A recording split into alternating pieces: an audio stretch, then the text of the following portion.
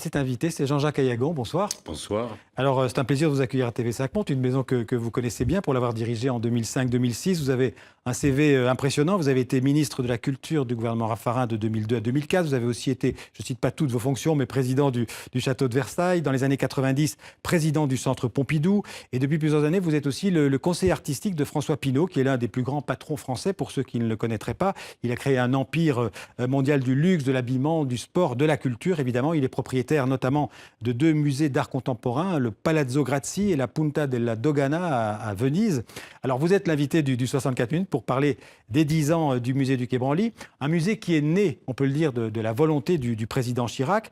Et vous êtes aujourd'hui commissaire aussi de l'exposition Jacques Chirac ou le dialogue des cultures, une expo au Quai Branly à partir de mardi prochain, le 21 juin. Ça dure, je crois, jusqu'en octobre. Jusqu'en octobre. Voilà. Alors, avant de parler de ces expositions en forme d'hommage à Jacques Chirac, une première question, pourquoi le président Chirac tenait-il tant à créer ce musée qui, en fait, lui ressemblait assez peu, en tout cas vu de l'extérieur? Non, écoutez, mais pour qui le connaît bien, ce musée lui ressemble totalement, parce que Jacques Chirac a été animé pendant toute sa vie politique par un certain nombre de grandes idées, celui de la défense de la diversité des cultures, l'idée également de la défense du dialogue des cultures, le refus du choc des civilisations et l'affirmation que l'humanité est une.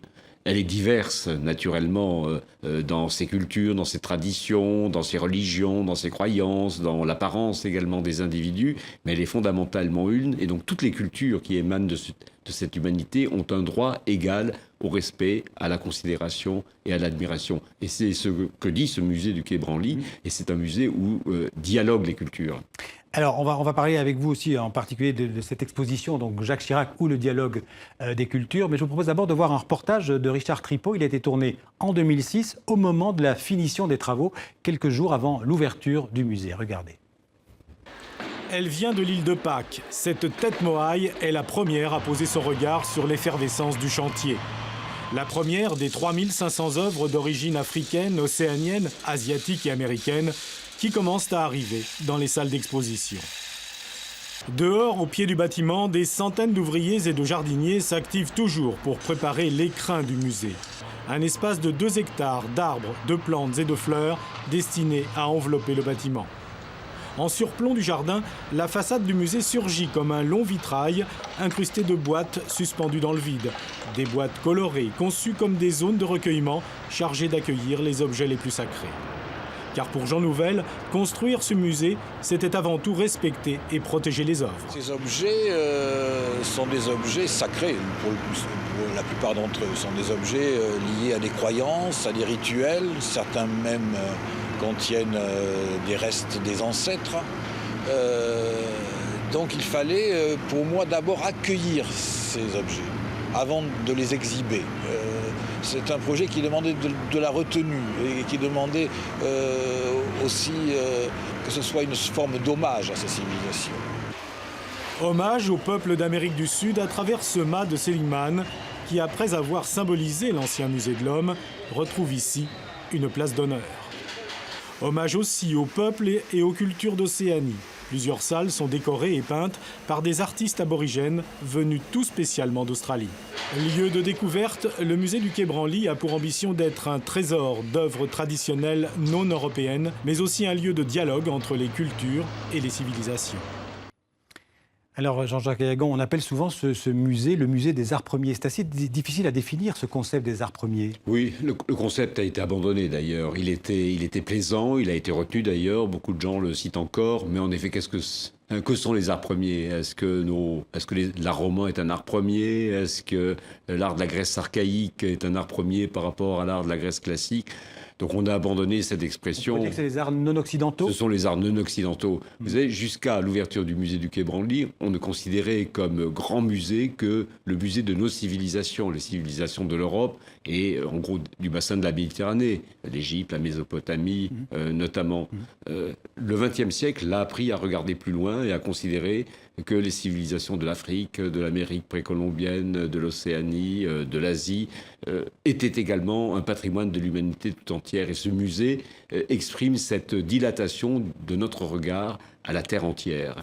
Alors, à l'occasion des 10 ans de ce musée, vous avez été chargé de mettre en œuvre cette exposition Jacques Chirac ou le dialogue des cultures. Quelles sont les œuvres, pas toutes parce qu'il y en a beaucoup j'imagine, que les visiteurs pourront voir à partir de mardi prochain? Écoutez, ils verront beaucoup de chefs-d'œuvre. Ouais. L'exposition rassemble environ 160 chefs-d'œuvre de toutes les civilisations. De la civilisation européenne, de l'Asie, de l'Afrique, de l'Océanie, de l'Amérique et ce fameux masque, on dirait... Ce fameux masque, naturellement, qui ressemble étrangement... On a l'impression que c'est une caricature de à la Jacques Chirac. caricature de Jacques Chirac. Mais c'est tout simplement un personnage du théâtre populaire japonais.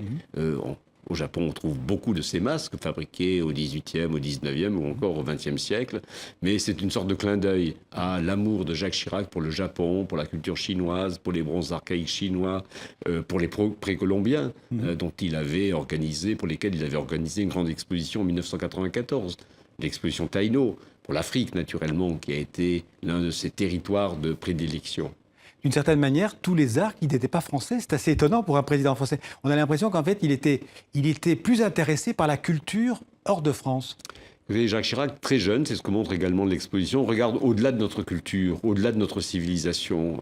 En 1947, à la fin de la guerre est finie, il visite assidûment le musée Guimet, plus que le musée du Louvre. Et c'est là qu'il va... C'est un grand musée de l'Asie à Paris. Un grand musée de l'Asie.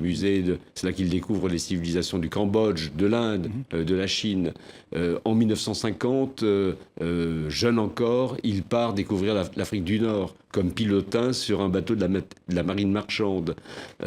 Très tôt, il rêve à ces autres mondes. Et finalement, je me suis souvent dit qu'il aurait peut-être...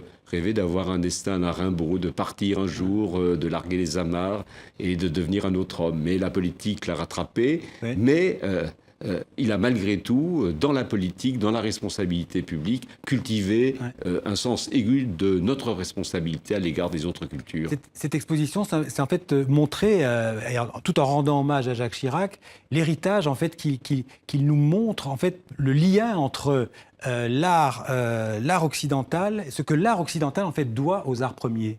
Oui, bien sûr, c'est l'une des parties de l'exposition que de montrer à quel point, au début du XXe siècle, les artistes, les poètes également, Apollinaire, Matisse, Picasso, Derain et d'autres, ont ouvert leurs yeux sur la force de l'art africain et d'ailleurs ont recueilli l'héritage de cet art africain pour enrichir la création contemporaine d'alors. Une bonne partie de l'art du XXe siècle doit beaucoup aux arts dits primitifs. Alors, je vous propose d'écouter le président du musée du Quai Branly, Stéphane Martin, qui va nous parler justement de la fierté retrouvée par certains visiteurs qui découvrent dans ce musée des œuvres des pays dont ils sont originaires. Regardez. Je crois qu'ils sont fiers pour beaucoup d'entre eux, surtout quand ils viennent des pays d'origine de ces œuvres, de les voir traitées avec respect, avec dignité et aussi avec, j'allais dire, la théâtralité qu'un grand musée propose. Ils sont aussi joyeux parce que c'est un musée très gai où je pense qu'il donne du bonheur, du plaisir, de la joie de vivre. On voit des cultures avec lesquelles on n'est pas nécessairement familier sous un jour créatif, dynamique et non pas sous un jour pessimiste en se larmoyant en disant tout ça va disparaître. Donc c'est ça qui fait plaisir, c'est de voir des gens heureux et la plupart des visiteurs que je croise en sortant du musée, ils m'ont l'air plutôt contents. Donc ça me fait plaisir. Et puis le deuxième objectif, c'était d'inciter à venir au musée des publics qui n'ont pas l'habitude ou qui considèrent qu'un musée est quelque chose de compliqué, d'un peu effrayant, de difficile d'accès. Et à la fois par l'architecture de ce bâtiment et par ce qu'on y fait, on a réussi, je crois, à rassurer un public suffisamment large pour avoir à peu près 1,5 million de visiteurs chaque année au musée du Quai Branly, donc ça fait pas mal de monde, dont beaucoup de gens d'ailleurs, beaucoup de ce 1,5 million de visiteurs n'étaient jamais venus dans un musée de leur vie avant de venir au Quai Branly. Jean-Jacques Ayagon, un mot encore sur l'exposition Jacques Chirac au dialogue des cultures. C'est vous, le commissaire de l'exposition, qui avez choisi les œuvres exposées ? J'ai choisi les œuvres exposées et j'ai tenté de montrer à quel point Jacques Chirac était d'un côté un enfant du XXe siècle, de ce siècle qui avait adopté les civilisations de la Terre tout entière. D'autre part, comment était née très tôt sa personnalité et donc son intérêt, même sa passion pour les arts d'ailleurs, et d'autre part comment dans l'action publique, il avait mis en œuvre ses convictions, notamment à travers la création d'un certain nombre d'institutions, le musée du Quai Branly, le pavillon des sessions, le département des arts de l'islam au musée du Louvre, la rénovation du musée Guimet et beaucoup d'autres choses encore. C'est intéressant ce que vous venez de dire parce que créer un musée comme le Quai Branly ou comme avant le Centre Pompidou, comme le nouveau Louvre pour François Mitterrand ou la Grande Bibliothèque, c'est un privilège régalien. C'est très français comme démarche. Oui, c'est une habitude française, en effet, qui Pour est ceux qui nous regardent aux quatre coins du monde. Voilà, mais enfin qui est inscrite un peu dans la logique de nos institutions, qui donne au président de la République un rôle éminent dans l'État. Mais il est vrai aussi que le passage du septennat au quinquennat va un peu amenuiser cette capacité à mettre en œuvre de grands projets institutionnels. Vous voulez dire que les deux derniers présidents n'ont pas fait grand-chose? Écoutez, en 5 ans, quand on a 7 ans devant soi, on peut regarder loin. Quand on a 5 ans, on pense très rapidement au terme du quinquennat. Alors, encore une phrase, l'écrivain Marc Lambron de l'Académie française parle de Jacques Chirac comme d'un humaniste carnassier. C'est assez bien résumé, non? Oui, enfin, c'est quelqu'un qui dévore la vie, qui a dévoré la vie à pleines dents, gourmand d'ailleurs. Un article dans un quotidien français aujourd'hui rappelle quelle était sa gourmandise alimentaire. Puis d'autre part, il avait également une sorte d'avidité curieuse à l'égard de toutes les cultures, de la poésie, de la Chine, du Japon, de l'Inde. Voilà, il voulait embrasser la terre tout entière. Voilà, alors donc je rappelle que cette exposition va s'ouvrir le 21 juin jusqu'au 9 octobre. On attend beaucoup de monde. Et je rappelle aussi que vous allez bientôt, l'année prochaine, ouvrir la Bourse de commerce de Paris qui va accueillir le musée Pinault à Paris, on peut dire ça comme ça? C'est ça, ce sera en 2018. Donc il faudra attendre un tout petit peu encore. Ce sera là un musée d'art contemporain. Ce sera un musée d'art contemporain. Merci beaucoup Jean-Jacques Ayagon d'être venu sur le plateau du 64 minutes. Merci à vous.